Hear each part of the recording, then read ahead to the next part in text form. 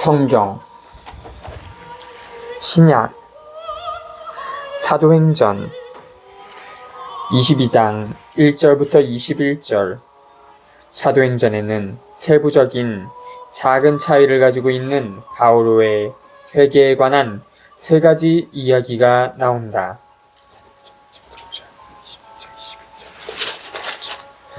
바오로가 회개한 사실이 세 가지 이유로 강조되고 있다.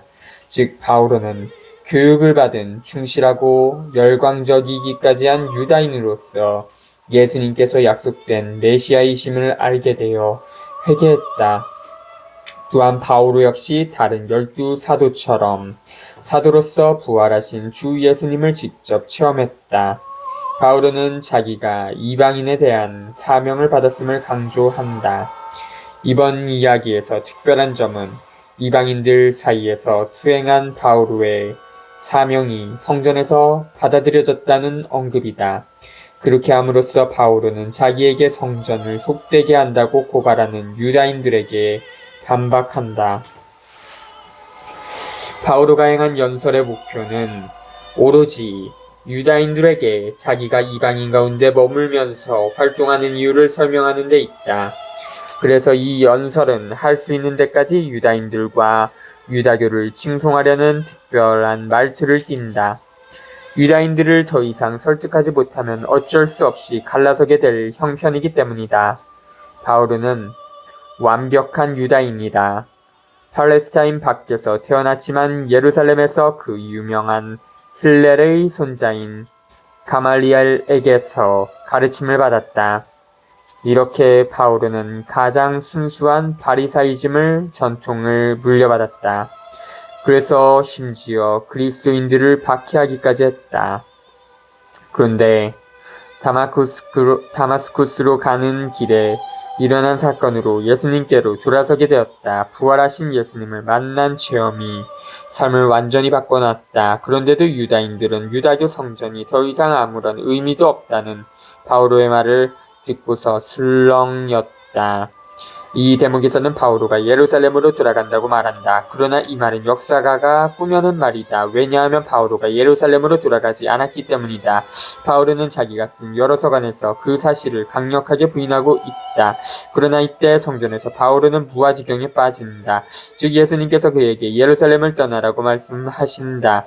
예루살렘 사람들이 당신을 증언하는 바오로의 말을 받아들이지 않을 것이기 때문이다. 바오로는 자기가 소명을 받은 데 대한 모든 이야기에서처럼 이번 이야기에서도 반발한다. 그가 반발하면서 내세우는 논증은 유다인들이 자기를 그리스도인들을 박해하던 자로 여기리라는 것이었다. 자기가 변한 것을 알게 되면 자기 동족이여 형제인 유다인들이 등을 돌리리라는 것이었다. 사실상 이제 종교의 중심은 더 이상 성전이 아니다. 하나님께서는 성전에 갇혀 계시지 않고 사람들이 당신의 이름을 부르고 당신께 부르짖는 모든 곳에 현존하여 계신다.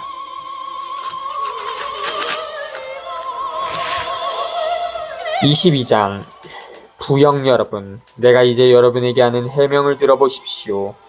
그들은 바오로가 히브리 말로 자기들에게 연설하는 것을 듣고 더욱 조용해졌다. 바오로가 계속 말하였다. 나는 유다 사람입니다. 킬리키아의 타르수스에서 태어났지만 이 도성 예루살렘에서 자랐고 가말리엘 문하에서 조상 전례의 엄격한 율법에 따라 교육을 받았습니다. 오늘날 여러분이 모두 그렇듯이 나도 하나님을 열성으로 섬기는 사람이었습니다. 또 신자들을 죽일 작정으로 이 새로운 길을 박해하여 남자 여자 할 것 없이 포박하고 감옥에 넣었습니다. 대사제와 온 원로단도 나에 관하여 증언해 줄 수 있습니다. 나는 그들에게서 동포들에게 가는 서한까지 받아 다마스쿠스로 갔습니다. 그곳에 있는 사람들도 결박하여 예루살렘으로 끌고 와 처벌을 받게 하려는 것이었습니다. 그런데 내가 길을 떠나 정오쯤 다마스쿠스에 가까이 이르렀을 때 갑자기 하늘에서 큰 빛이 번쩍이며 내 둘레를 비췄습니다. 나는 바닥에 엎어졌습니다. 그리고 사울아, 사울아, 왜 나를 박해하느냐 하고 나에게 말하는 소리를 들었습니다. 내가 주님, 주님은 누구십니까? 하고 여쭙자 그분께서 나에게 이르셨습니다. 나는 네가 박해하는 나사렛 사람 예수다. 나와 함께 있던 이들은 빛은 보았지만 나에게 말씀하시는 분의 소리는 듣지 못하였습니다. 주님, 제가 어떻게 해야 합니까? 하고 내가 여쭈었더니 주님께서 나에게 이르셨습니다. 일어나 다마스쿠스로 들어가거라. 장차 네가 하도록 결정되어 있는 모든 일에 관하여 거기에서 누가 너에게 일러줄 것이다. 나는 그 눈부신 빛 때문에 앞을 볼 수가 없어. 나와 함께 가던 이들의 손에 이끌려 다마스쿠스로 들어갔습니다. 거기에는 하나니아스라는 사람이 있었습니다. 그는 율법에 따라 사는 독실한 사람으로 그곳에 사는 모든 유다인에게 좋은 평판을 받고 있었습니다. 그가 나를 찾아와 앞에 서서 사울 형제 눈을 뜨십시오 하고 나에게 말하였습니다. 그 순간 나는 눈을 뜨고 그를 보게 되었습니다. 그때 하나니아스가 말했습니다. 우리 조상들의 하나님께서는 당신을 선택하시어 그분의 뜻을 깨닫고 의로우신 분을 뵙고 또 그분의 입에서 나오는 소리를 듣게 하셨습니다. 당신이 보고 들은 것을 모든 사람에게 전하는 그분의 증인이 되라는 것입니다. 그러니 이제 무엇을 망설입니까? 일어나 그분의 이름을 받들어 부르며 세례를 받고 죄를 용서받으십시오. 나는 예루살렘으로 돌아와 성전에서 기도할 때 무화경에 빠져 나에게 이렇게 말씀하시는 그분을 봤습니다. 어서 빨리 예루살렘을 떠나라. 사람들이 나에 관한 너의 증언을 받아들이지 않을 것이기 때문이다. 그래서 내가 아랬습니다.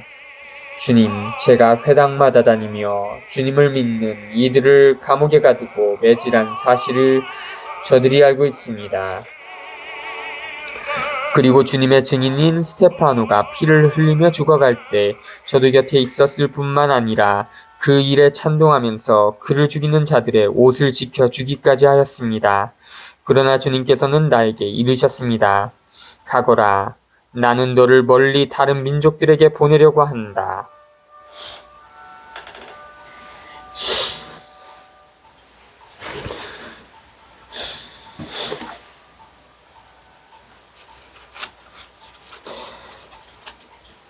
(22절부터 30절) 유다인들 앞에서 바오로는 유다인 방식의 논증을 가지고 자기 자신을 변론한다.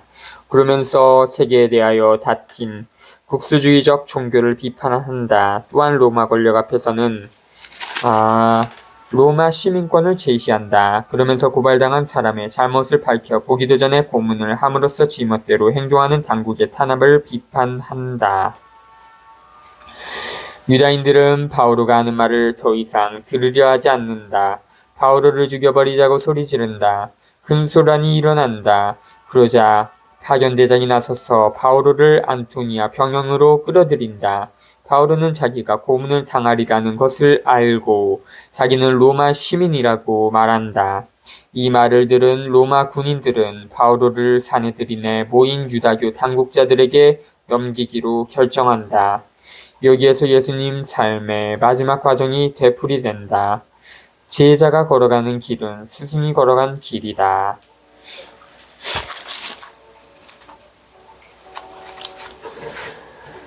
로마 시민권을 행사하다. 유다인들은 바오로의 말을 여기까지 듣고는 소리를 높여 저런 자는 이 세상에서 없애버려야 한다. 살려두어서는 안 된다. 하고 말하였다. 그들이 이렇게 고함을 지르고 겉옷을 벗어다 내던지며 공중의 먼지를 날려대자 천인대장이 바오로를 진지 안으로 끌고 가라고 명령하였다.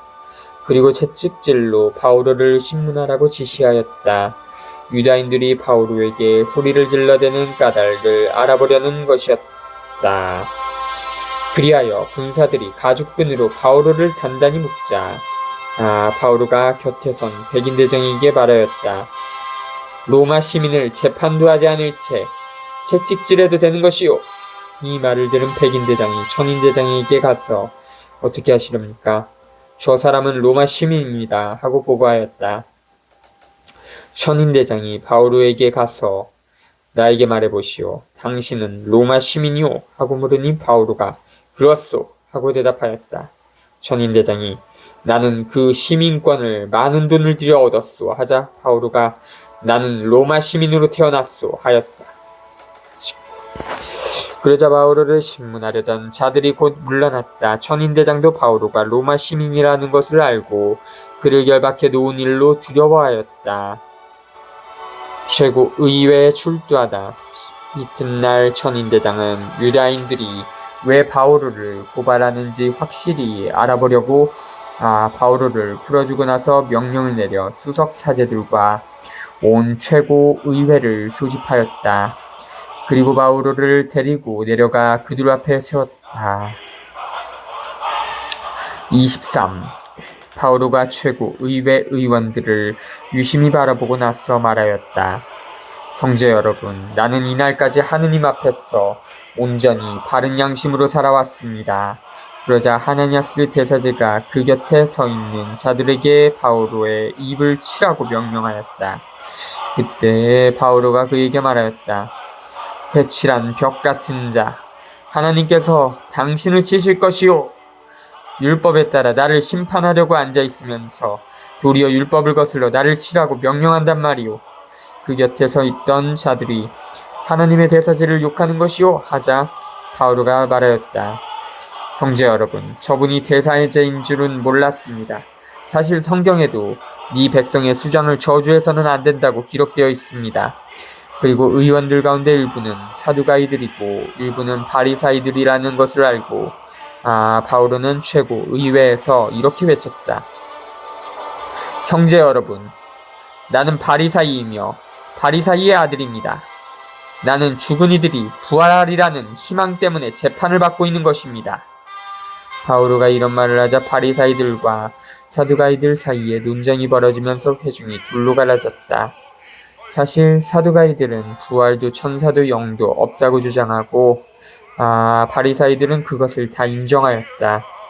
그래서 큰 소란이 벌어졌는데 바리사이파에서 율법학자 몇 사람이 일어나 강력히 항의하였다. 우리는 이 사람에게서 아무 잘못도 찾을 수 없습니다. 그리고 영이나 천사나 그에게 말하였다면 어떻게 할 셈입니까?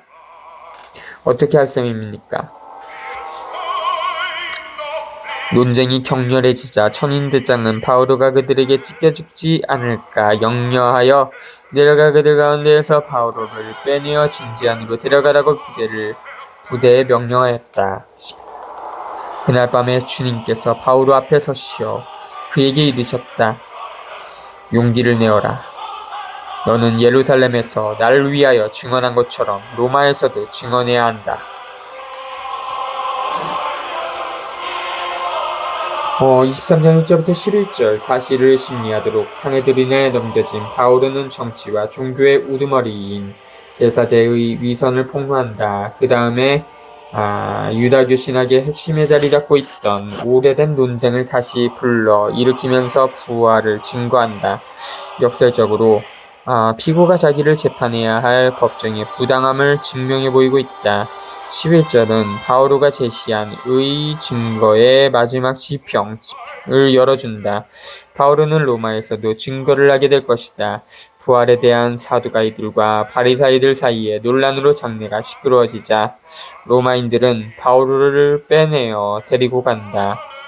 이렇게 해서 바오로는 로마에서도 그리스도를 증거하게 된다. 그리스도인들의 증거는 당시의 땅끝인 로마에까지 다다라야 했다. 대사제 히나니아스는 바오로를 믿지 않고 바오로의 입을 때리게 한다. 이는 바오로가 한 말을 받아들이지 않고 부인함을 뜻한다. 뒤에 가서 히나니아스는 로마 총독에 의해 면직된 다음 혁명적인 멸혈 당원들에게 암살당하고 만다. 바오로는 사네드린의 부도덕성을 폭로하는 전략을 쓴다. 유다교를 다스리는 집단이 비양심적임을 보여준다. 바오로는 부활에 관한 문제를 제기함으로써 유다교 지배층이 경제, 정치, 사회적으로 갈라져 있음을 보여준다. 수석, 사제들과 원로들은 사두가이파 사람들이었다. 수석사제들은 경신례를 이용하여 백성을 지배하고 또 자치하고 있었다. 대지주였던 원로들은 경신례 밖에서 백성을 자치하고 있었다. 사두가이들은 로마 제국과 정치적으로 가깝게 지냈다. 그들은 비록 로마인들에게 지배당하고 있었지만 자기네 이익을 지켜낼 수가 있었다. 바리사이들은 중산층을 이루고 있으면서 늘 더 많은 재력과 권력을 탐하고 있었다. 중산층으로서 그들은 새로운 일에 열려 있었으며 백성에게 호감을 사려고 노력했다. 그리고 오직 기존 상황과 질서를 유지하는 데에만 관심이 있는 사두가이들이 싫어하는 쇄신 활동을 쉽게 받아들였다. 바리사이들은 민중 가운데서 자기네 영향력을 받쳐주고 늘려주는 부활, 천사, 영, 환시를 인정했다. 그래서 바오로는 그 두 집단이 서로 싸우게 만든다. 12절부터 35절. 이 이야기는 다음 과정을 미리 내다보고 있다. 유다인 집단은 어떻게 해서든 바오로를 죽음으로 몰아넣으려고 하나님을 모독했다는 죄명을 뒤집어 씌운다. 루카는 유다인 집단의 광적인 태도와 로마 당국자들의 냉정한 태도를 대조한다. 로마 당국자들은 바오로의 문제를 처음부터 유다인들 사이의 갈등으로만 다루려고 한다. 로마인들이 유다인들보다 더 이성적이고 객관적인 모습을 보여준다. 이제 바오로는 로마인들의 손으로 넘어간다. 바오로가 내세우는 그리스도교가 이방인들의 관찰 대상이 된다. 오늘날에도 밖에 있는 사람들이 그리스도교를 세세히 지켜보고 있다. 40명으로 이루어진 집단은 로마인들을 대적하고 사내들인도 못마땅하게 여기던 열혈당원으로 이루어져 있었을 것이다. 사내들인은 로마 제국이 눈 감아주는 사이 애써 얻은 경제와 정치의 이익을 지키는 데 정신이 없었다. 그래서 열혈당원들은 몸소 정의를 실현하는 길을 택했다.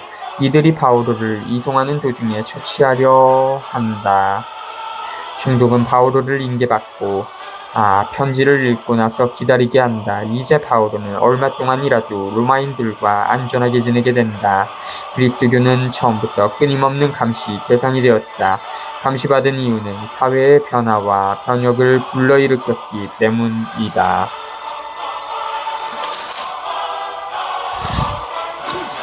유다인들이 바오로를 죽이려고 음모를 꾸미다. 날이 밝자 유다인들은 모의를 하고 바오로를 죽이기 전에는 먹지도 않고 마시지도 않겠다고 하나님을 두고 맹세하였다. 그 음모에 가담한 자는 40명이 넘었다. 그들이 수석 사제들과 원로들에게 가서 말하였다. 우리는 바오로를 죽이기 전에는 아무것도 입에 대지 않기로 하나님을 두고 굳게 맹세하였습니다.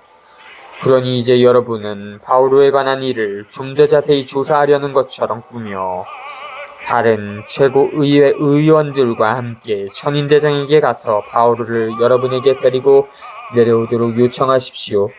우리는 그가 가까이 오기 전에 그를 없애버릴 준비가 되어 있습니다.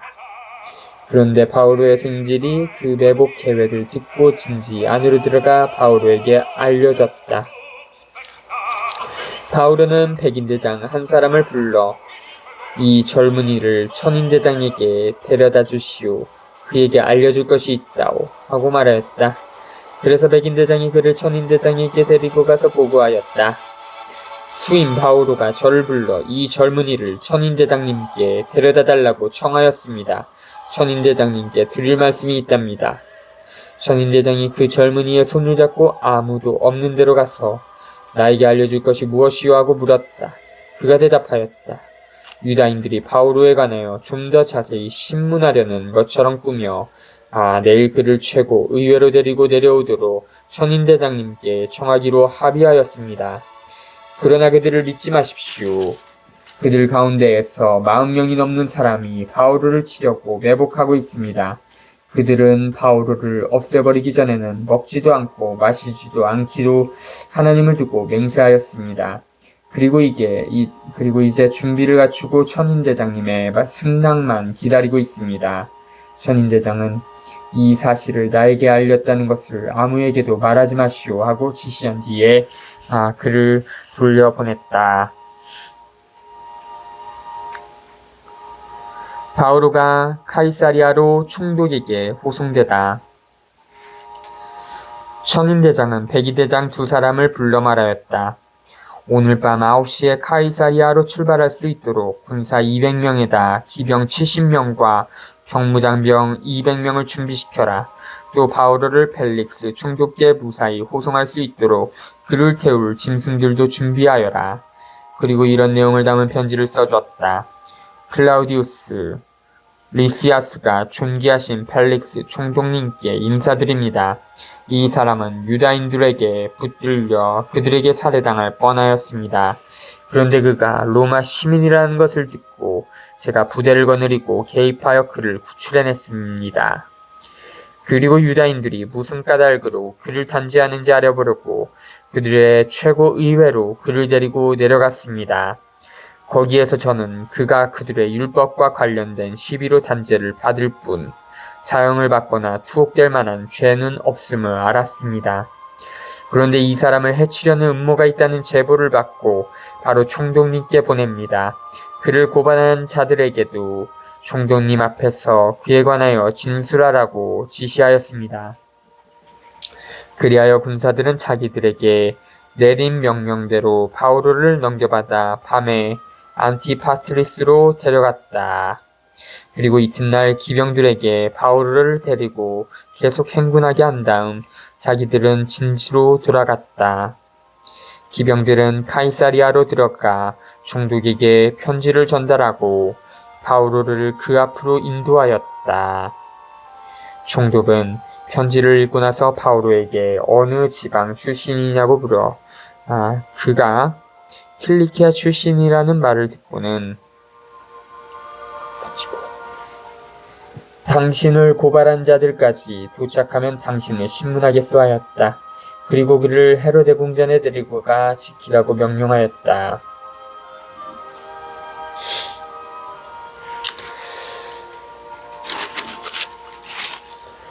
24장 1절부터 21절 유다교의 변론자는 자기 돈 중에서 그리스도교를 분파라고 부른다.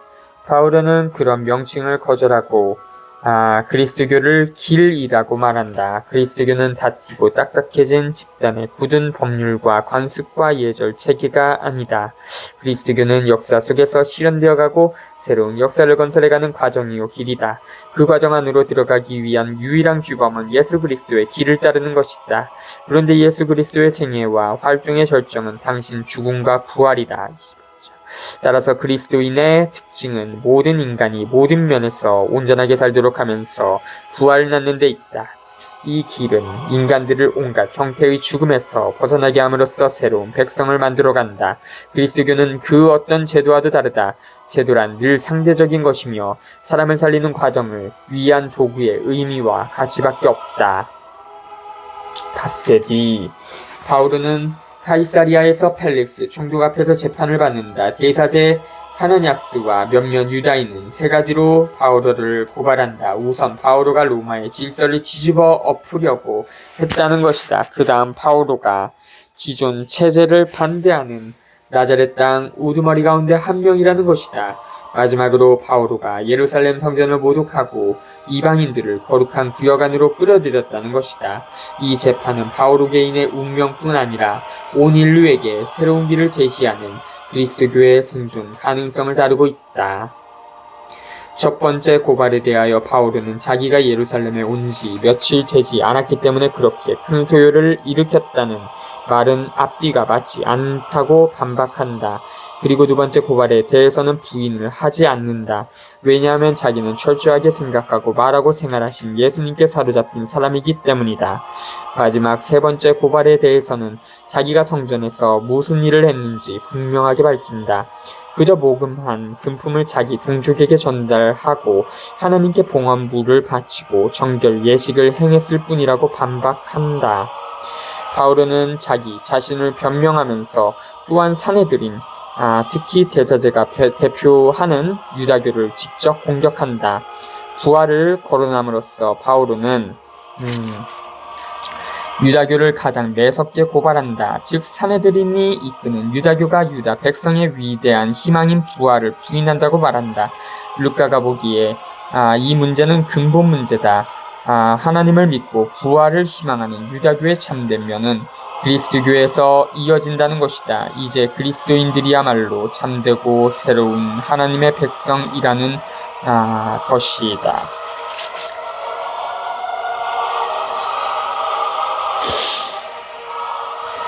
유다인들이 바오로를 총독에게 고발하다.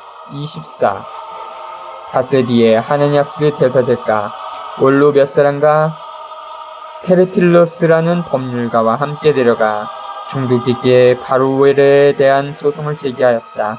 바오로가 불려나오자 테르틸로스가 고발하기 시작하였다. 우리는 각하 덕분에 큰 평화를 누리고 있습니다. 그리고 각하의 성견지명으로 이 민족을 위한 개혁이 이루어졌습니다. 존귀하신 펠릭스님, 우리는 이러한 사실을 언제 어디에서나 인정하며 매우 고맙게 여기고 있습니다. 각하를 길게 붙잡아 두지 않으려 하니 너그러우신 마음으로 잠시 우리의 말을 들어주시기를 청합니다. 우리는 이 사람이 흑사병 같은 자로서 온 세상에 있는 모든 유다인들 사이에 소요를 부추기는 자며 나자렛 분파의 괴수라는 사실을 알게 되었습니다. 이 자가 성전까지 더럽히려고 시도하여 우리가 붙잡았습니다. 각하께서 친히 이 자를 신문해 보시면 우리가 이 자를 고발하는 내용을 모두 아시게 될 것입니다. 그러자 다른 분 유다인들도 합세하여 사실이 그러하다고 주장하였다. 바오로가 변론하다. 그때 총독이 고개를 끄덕이자 바오로가 답변하였다. 나는 각하께서 여러 해 전부터 이 민족의 재판관으로 계신 것을 알기에 이제 안심하고 나 자신에 관하여 변론하겠습니다. 각하께서도 확인해 보실 수 있겠지만 내가 예루살렘에 경배하러 올라간 지가 열 이틀도 되지 않았습니다. 그동안 내가 성전에서든 회당에서든 성 안에서든 누구와 논쟁하거나 군중의 소요를 일으키는 것을 본 사람이 없습니다. 저들은 지금 나를 고발하는 그 내용을 각하께 증명하지도 못합니다. 그러나 각하 앞에서 이것만은 시인합니다. 저들이 분파라고 일컫는 새로운 길에 따라 내가 우리 조상들의 하나님을 섬기고 율법과 예언서에 기록된 모든 것을 믿는다는 사실입니다. 그리고 나도 바로 저들이 품고 있는 것과 똑같은 희망을 하나님께 두고 있습니다. 의로운 이들이나 불의한 자들이나 모두 부활하리라는 것입니다. 그래서 나 또한 하나님과 사람들 앞에서 언제나 거리낌 없는 양심을 간직하려고 애를 씁니다. 나는 내 동족에게 자선, 기금을 전달하고 하나님께 제물을 바치려고 여러 해 만에 돌아왔습니다. 그래서 내가 정결 예식을 마치고 제물을 바칠 때 그들이 성전 안에서 나를 본 것입니다. 그러나 내 곁에는 군중도 없었고 수동도 없었습니다. 아시아에서 온 유다인 몇 사람이 있었을 뿐인데 나에게 시비를 걸 일이 있으면 그들이 각하께 와서 고발했어야 마땅합니다.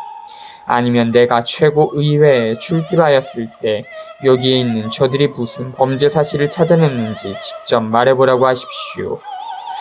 나는 다만 저들 가운데 서서 죽은 이들의 부활 때문에 나는 오늘 여러분 앞에서 재판을 받고 있습니다 하고 한마디 외쳤을 뿐입니다. 펠릭스는 새로운 길에 대하여 매우 자세히 알고 있었지만 천인대장 리시아스가 내려오면 여러분의 사건을 판결하겠소 하면서 공판을 연기하였다.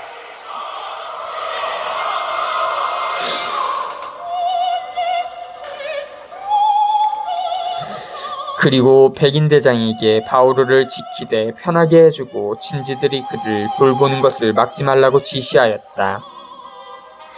바오로가 감옥에 갇혀 지내다. 며칠 뒤에 펠릭스는 유다 여자인 자기 아내 드루실라와 함께 와서 바오로를 불러내어 그리스도 예수님을 믿는 신앙에 관하여 이야기를 들었다. 바오로가 의로움과 절제와 다가오는 심판에 관하여 설명하자 펠릭스는 두려움에 사로잡혀 이제 그만 가보시오. 기회가 되면 다시 부르겠소 하고 말하였다. 그러면서도 바오로가 자기에게 돈을 주기를 바라는 마음도 있었어. 바오로를 자주 불러내어 이야기를 나눴다. 17. 두 해가 지난 뒤에 포르키우스 페스투스가 펠릭스의 후임으로 부임하였다. 그때까지 펠릭스는 유다인들에게 관심을 사려고 바오로를 가둔 채 내버려뒀다. 22절부터 27절 바오로는 죄가 없다. 그런데도 부패한 권력의 이익 때문에 2년 동안 불법으로 감옥살이를 한다.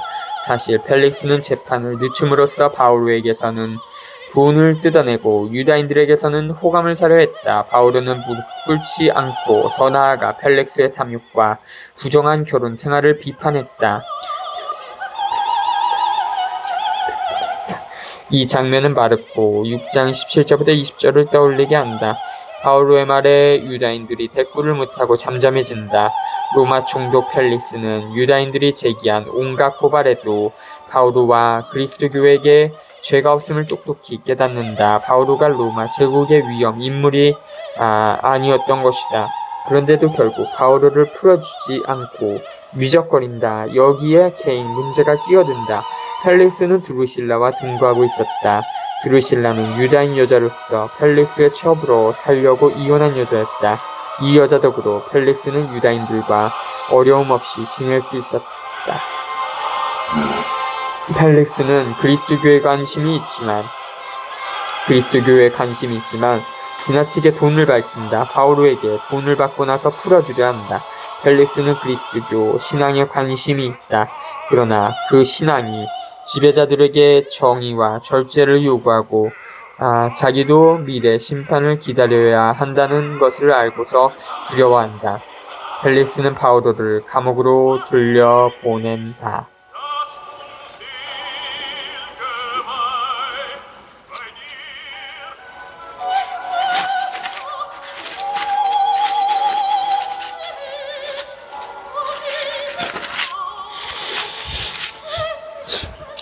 황제에게 상소하다. 25장 1절부터 12절 통치자들은 계속 손을 씻는다. 예수님을 재판할 때 빌라도도 정의를 삐뚤어지게 함으로써 지배당하는 백성에 복종하는 평화를 유지하려 했다. 유다인들이 덫을 놓고 있음을 한 바오로는 네로 황제에게 직접 재판을 받겠다고 말한다. 사실 바오로는 불의한 사회에 의하여 피고로 고발되어 있는데도 늘 진실을 드러내고 권력자들의 불의를 탄지하면서 그리스도교 형상 전체를 자기 자신을 통하여 똑똑히 보여주고 인격화한다. 펠릭스가 물러나고 페스투스가 총독으로 온다. 이 기회에 펠릭스는 바오로를 풀어줄 수도 있었지만 유다인들의 호감을 사려고 그대로 감옥에 가두어둔다. 페스투스가 부임한 지 사흘 만에 예루살렘을 방문하자 유다교 당국자들이 바오로를 고발하면서 그를 예루살렘으로 보내달라고 청한다. 그 청탁 뒤에는 바오로를 암살하려는 무서운 음모가 도사리고 있었다. 그러나 페스투스는 바오로가 감금되어 있는 카이사리아에서 법정을 연다. 유다인들이 계속해서 시끄럽게 굴자 페스투스는 바오로를 예루살렘으로 보내려 한다. 바오로가 무죄함을 잘 알면서도 정의롭게 재판을 하지 않는다. 그러자 바오로는 카이사르에게 상소한다. 이 모든 묘사는 사도행전을 쓴 저자의 의도를 반영한 것 같아. 즉 모든 잘못을 유다인들에게 돌리고 로마 제국을 자극하지 않으려 한다. 그리고 바오로는 로마, 즉 땅끝까지 가야 한다는 것을 보여주려 한다.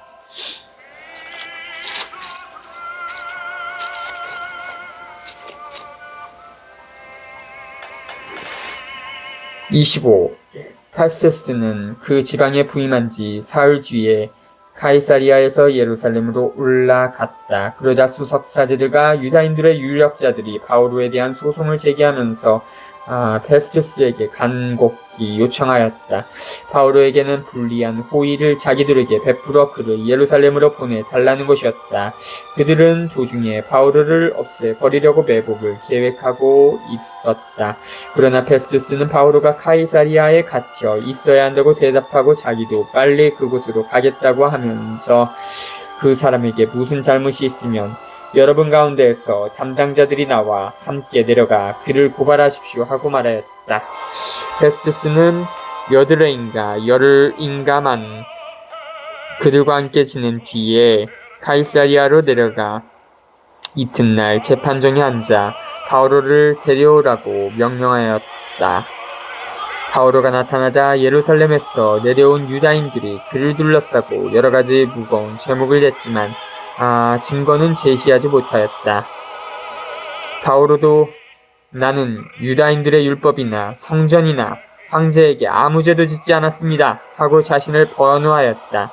페스투스는 유다인들의 관심을 사려고 바오로에게 예루살렘에 올라가 거기에서 이 사건에 대하여 내 앞에서 재판을 받고 싶지 않소 하고 물었다. 바오로가 대답하였다. 나는 지금 황제의 법정에 서 있습니다. 그리고 여기에서 재판을 받아야 합니다. 각하께서도 잘 아시는 바와 같이 나는 유다인들에게 아무 불의도 저지르지 않았습니다. 만일 내가 불의를 저질렀거나 사형을 받아 마땅한 짓을 하였다면 죽기를 마다하지 않겠습니다. 그러나 저들이 나를 고발하는 내용에 아무 근거가 없으면 아무도 나를 저들에게 내어줄 수 없습니다. 나는 황제에게 상소합니다. 그러자 페스투스가 고문들과 상의하고 나서 당신은 황제께 상소하였으니 황제께 갈 것이요 하고 대답하였다.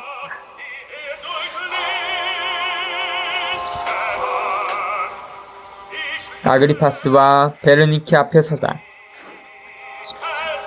며칠이 지난 뒤 아그리파스 임금과 베르니케가 카이사리아에 도착하여 페스투스에게 인사하였다. 그들이 그곳에서 여러 날을 지내자 페스투스가 바오로의 사건을 꺼내어 임금에게 이야기하였다. 펠릭스가 버려두고 간 수인이 하나 있는데 내가 예루살렘에 갔더니 수석 사제들과 유다인들의 원로들이 그에 대한 소송을 제기하면서 유죄 판결을 요청하였습니다. 그러나 나는 고발을 당한 자가 고발한 자와 대면하여 고발 내용에 관한 변호의 기회를 가지기도 전에 사람을 내주는 것은 로마인들의 관례가 아니라고 대답하였습니다.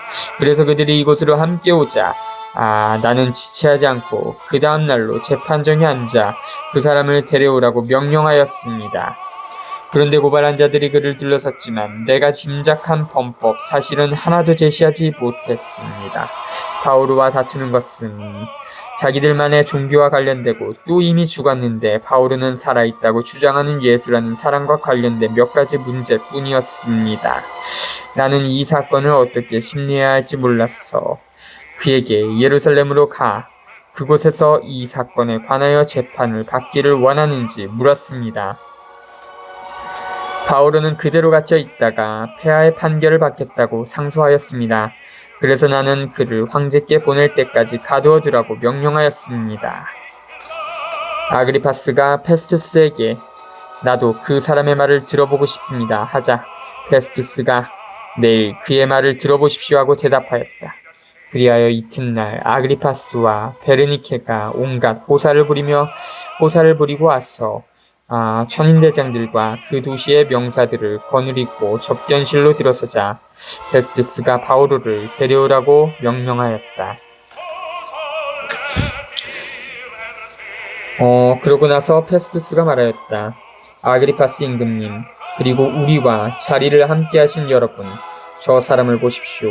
온 유다 주민이 예루살렘에서도 여기에서도 그를 더 이상 살려두어서는 안 된다고 소리치면서 나에게 청원하였습니다. 나는 그가 사형을 받을 만한 일을 하나도 하지 않았음을 확인할 수가 있었는데 그가 폐하께 상소하였으므로 나는 그를 보내기로 결정하였습니다. 그러나 그에 관하여 우리 주군께서 올릴 확실한 자료가 없습니다. 그래서 그를 다시 신문하여 써올릴 자료를 얻으려고 여러분 앞으로 특히 아그리파스 임금님 앞으로 그를 데려오게 하였습니다.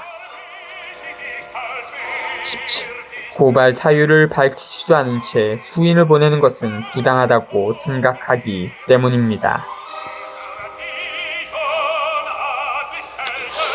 13절부터 27절 페스투스와 아그리파스 왕이 나눈 이야기는 다시 한번 바오로가 죄가 없음을 입증해준다.